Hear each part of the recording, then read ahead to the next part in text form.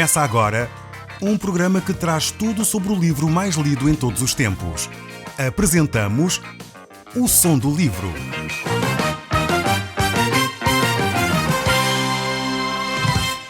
Seja muito bem-vindo. Neste podcast vai encontrar o livro mais conhecido e lido em todo o mundo. Vamos levá-lo numa viagem pela história da humanidade. Este é um audiolivro para si, para a sua família e sociedade em geral. Contextualização e comentários de Paulo Chaveiro. E hoje nós vamos continuar a olhar para o livro de Jó, no capítulo 29. Jó estava num diálogo com os seus amigos e ele encontra-se realmente num lugar bastante difícil. Este momento que Jó atravessa é um período de grande angústia, de grande dificuldade. Ele tinha vivido momentos antes deste episódio ter ocorrido de grande felicidade, situações em que realmente ele pôde experimentar o prazer de estar na família, de viver em sociedade. E de alguma forma este capítulo aqui vai revelar um pouco as razões porque Jó passa por este teste. Porque Jó é levado até esta situação. Provavelmente muito dos mistérios do sofrimento humano nem sempre encontram explicação. Nem sempre tem uma razão visível, palpável, onde nós podemos dizer esta pessoa está a viver isto por causa daquilo. Muitas vezes não há respostas assim para o sofrimento, para uma situação de enfermidade, para uma situação de desemprego. Mas dentro das situações nós podemos retirar ainda assim o melhor. E muitas vezes essas situações conduzem-nos a momentos de intimidade com Deus ainda maior. E quando nós nos mantemos alicerçados na fé, Deus nos conduz efetivamente a experimentar a sua paz e a sua presença, transformando situações muitas vezes terríveis em bênção, pelo menos de intimidade com Deus. Muito mais Deus traz à nossa vida, e isso se nós permitirmos. Mas vejamos então o contexto em que Jó se encontrava antes deste episódio terrível ter surgido na sua vida. Vejamos então o capítulo 29, o verso 1 e 2, onde se inicia este discurso. Diz assim a palavra do nosso Deus. Prosseguiu Jó no seu discurso e disse: quem me dera ser como fui nos meses passados, como nos dias em que Deus me guardava. Jó aqui tem uma mentalidade um pouco distorcida. Eu creio que Jó, mas também todos nós, necessitamos de aplicar aquela máxima que o apóstolo Paulo nos deixa no livro de Romanos, no capítulo 12, 1 e 2, onde diz que nós necessitamos renovar o nosso entendimento para experimentar qual seja a boa, perfeita e agradável vontade de Deus. E efetivamente nós precisamos de transformar o nosso entendimento. E Jó aqui necessitava dessa mudança de entendimento. Ele achava que só estava a ser guardado por Deus quando tinha prosperidade. Agora que estava numa situação de enfermidade, ele achava que Deus o tinha abandonado. Mas eu quero dizer que Jó não é muito diferente, se calhar, de você e de eu. Muitas vezes nós nos sentimos assim, abandonados. Não quer dizer com isto que Deus efetivamente nos abandonou. Muitas vezes Deus está ao nosso lado, nós é que não sentimos a sua presença. Tal é a dor da angústia, tal é o sofrimento, que nós não somos capazes de verificar, analisar, sentir a presença de Deus ao nosso lado. É como aquele famoso poema que tem circulado, um poema anónimo, que tem circulado, que é As Pegadas na Areia. Talvez você já defrontou, já tropeçou nesse poema. E no fundo é a história de alguém que relata que teve um sonho e que ia caminhando pela praia. E quando olhava para trás, via dois conjuntos de pegadas, uma dele e outra de Jesus. A certa altura da sua vida, quando sentiu as maiores dificuldades, ele olhou para trás e verificou que só havia um conjunto de pegadas na areia. E essa pessoa volta-se para Deus e pergunta: mas Deus, como é que tu foste capaz, nos momentos de maior angústia da minha vida, me abandonaste? Ao que Deus responde: não, meu filho, eu não te abandonei. Nos momentos de maior angústia foi quando eu te peguei ao colo. E efetivamente muitas vezes nós sentimos-nos assim abandonados por Deus, quando na realidade é nos momentos de maior angústia que Deus nos pega no colo e nos transporta com muito carinho. Talvez é a altura de nós reformularmos o nosso pensamento quanto aos caminhos de Deus e à forma como Deus se manifesta a cada um de nós. Ainda que nós realmente pudéssemos sentir desamparados, porque nos faltou os bens materiais, nos faltou a saúde, sentimos que os amigos nos desampararam, efetivamente nós podemos perceber que a nossa comunhão com Deus pode ser reforçada. Ela não se baseia nas circunstâncias, mas baseia-se no sangue de Jesus Cristo. Foi isso que Cristo nos ensinou. Foi o que Cristo nos manifestou por meio das suas palavras quando Ele disse: depositais tesouros nos céus, alegrai-vos antes, porque o vosso nome está escrito no livro da vida. E o apóstolo Paulo ainda diz: considero tudo como refúgio pela excelência do conhecimento de Deus. Como seria bom se nós conseguíssemos chegar a este nível de espiritualidade em que nós dizemos: realmente o meu tesouro está no céu. E eu me alegro não porque tenho saúde, não porque tenho bens materiais, não porque tenho uma casa fantástica ou um grande carro, não porque tenho muitos amigos a telefonarem-me constantemente, mas porque o meu nome está escrito no livro dos céus. Eu noto que, infelizmente, muitas igrejas hoje estão cheias exatamente por um discurso deste género. Se tu és crente, vais ter todos os bens materiais. Se tu és crente, vais ter toda a saúde. Se tu és crente, vais ter muita prosperidade. A pergunta é: e quando a prosperidade não chega? E quando a saúde falta? E quando não há recursos materiais? Nós vamos abandonar Deus por causa disso? Efetivamente precisamos reformular a nossa mentalidade. Precisamos repensar como nos relacionamos com Deus. Olhamos para Deus como um investimento bancário ou olhamos para Deus como um relacionamento que deve ser desenvolvido?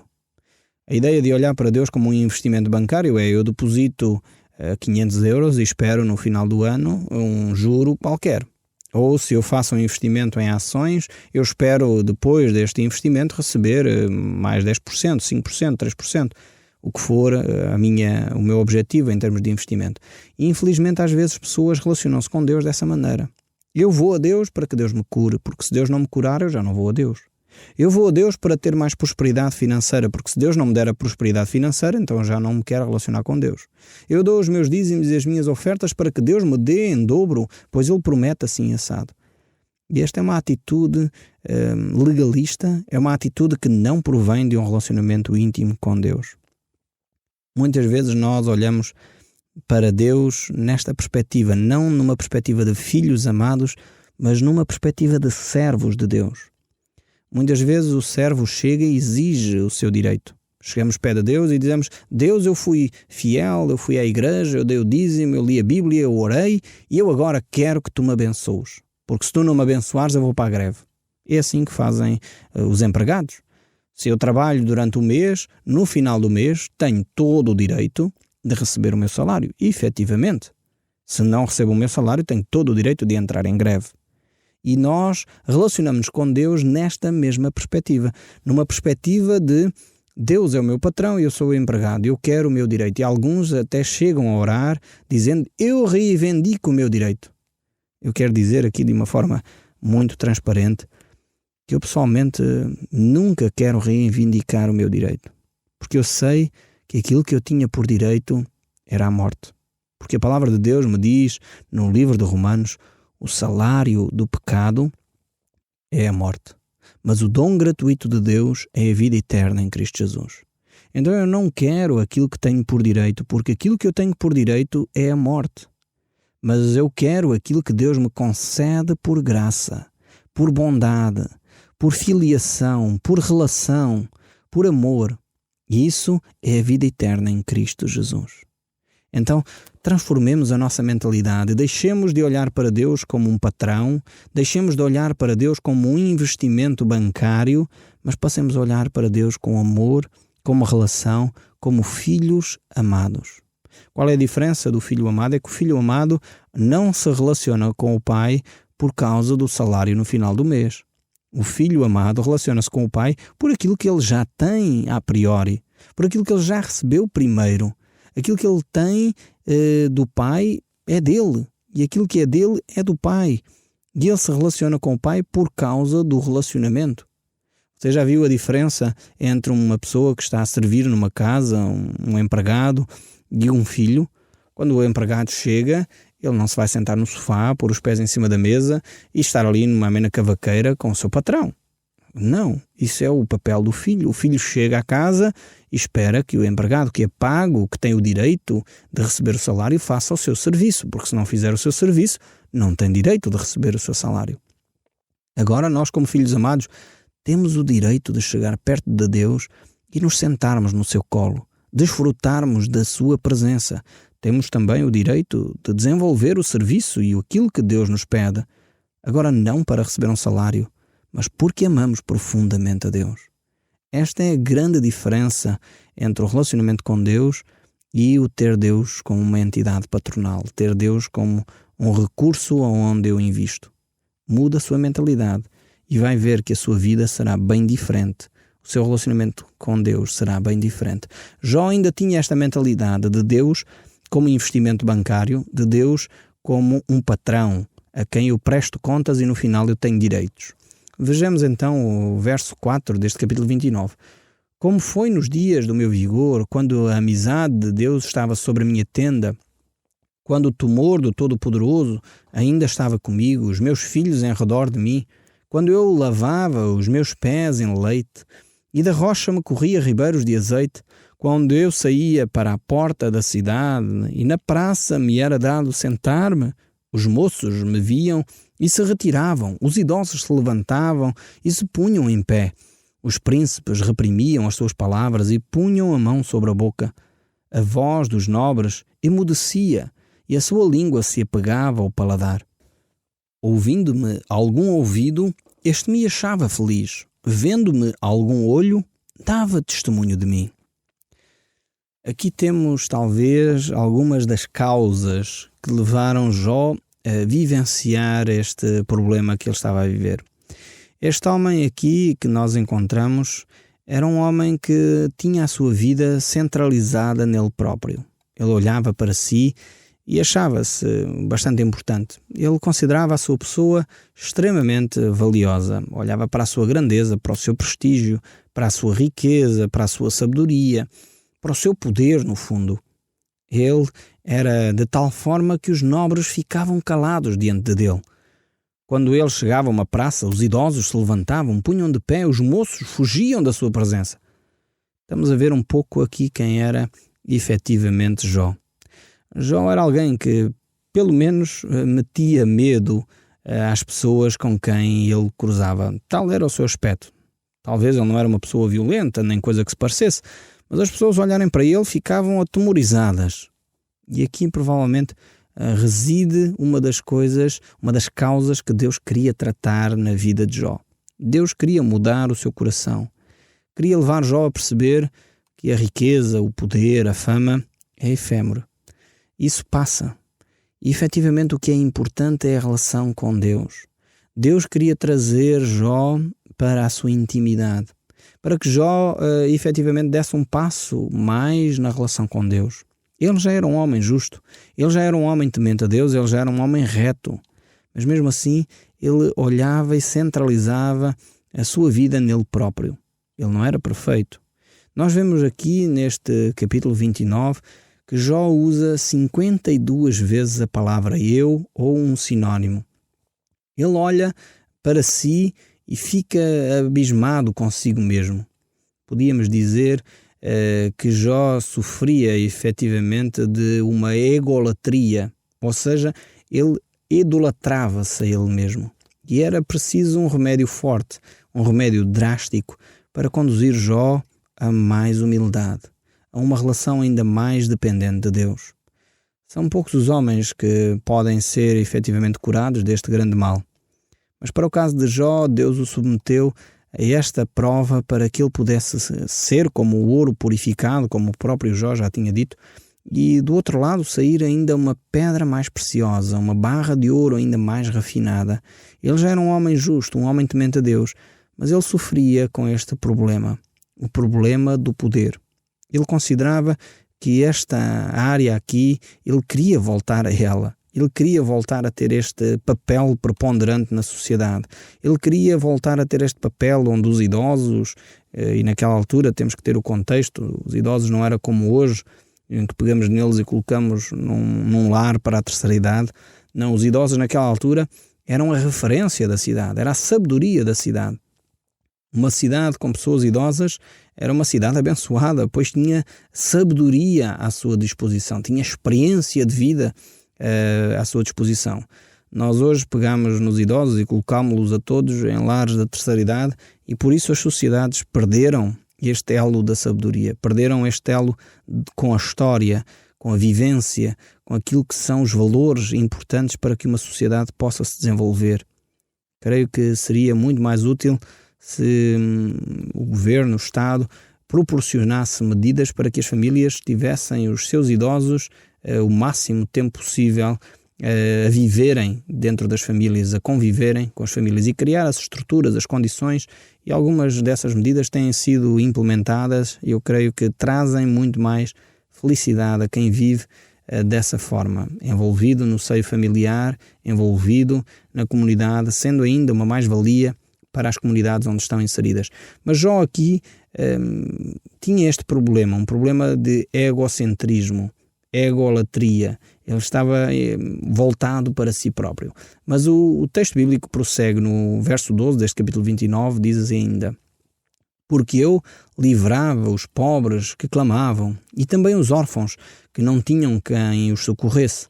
A bênção do que estava a aparecer vinha sobre mim e eu fazia rejubilar o coração da viúva.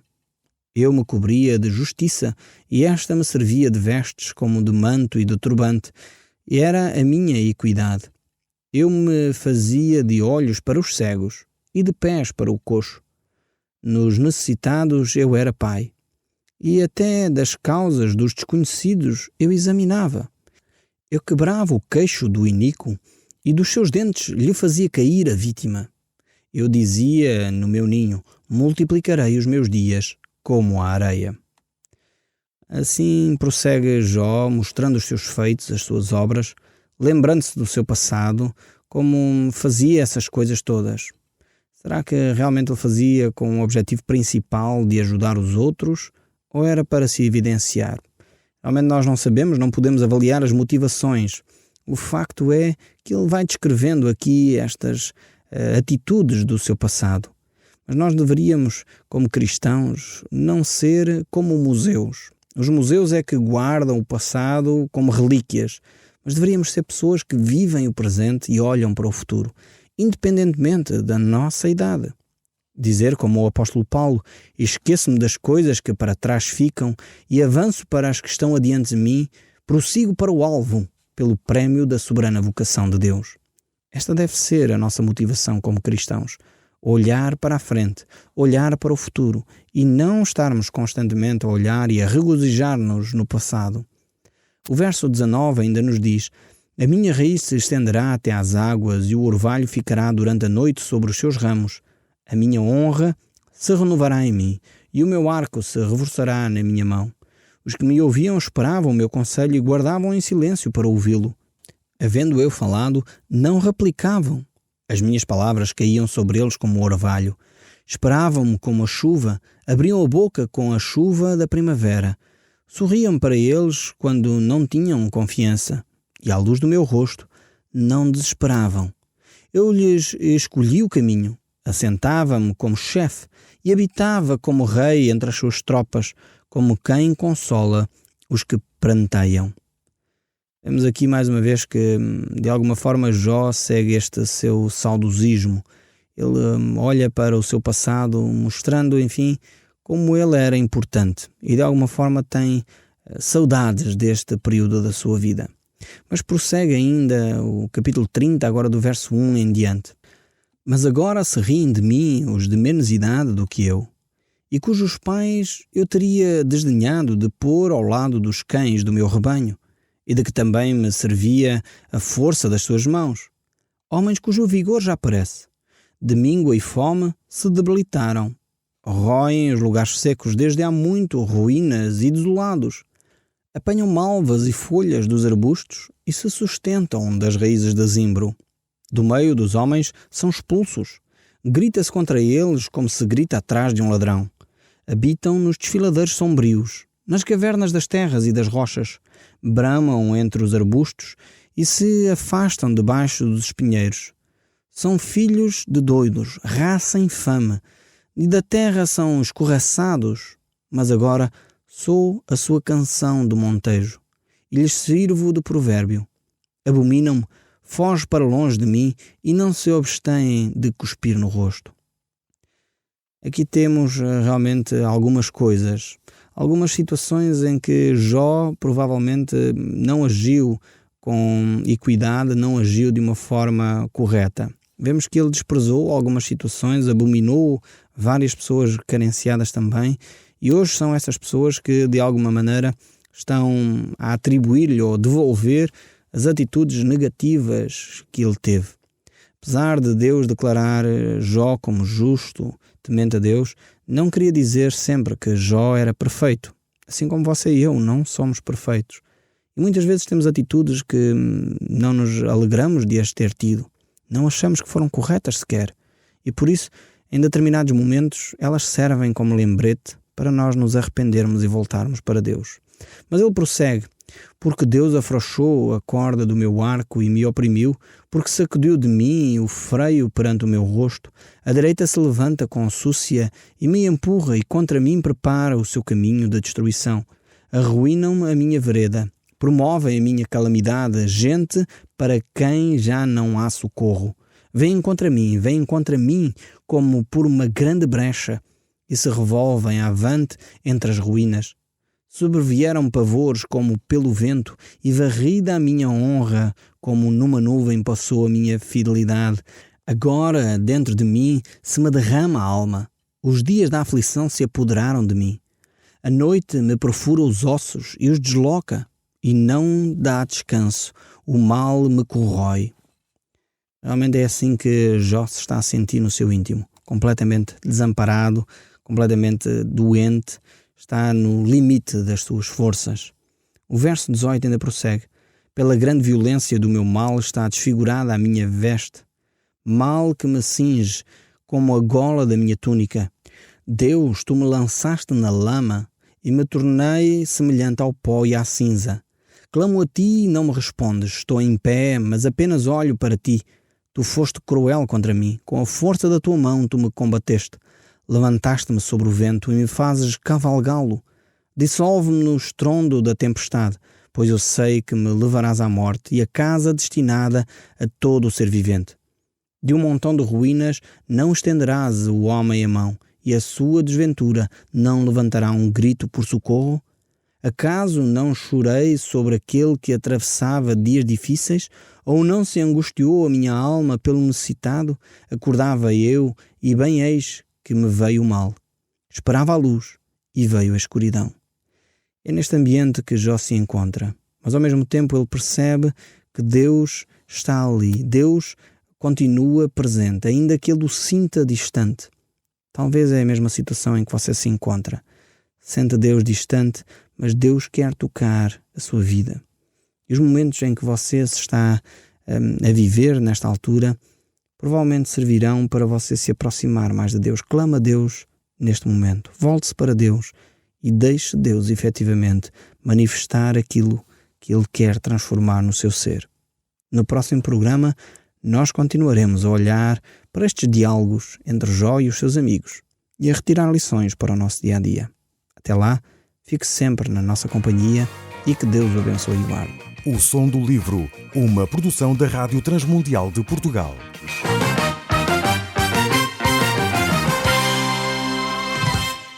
RTM. Conhece todos os nossos programas em rtmportugal.org.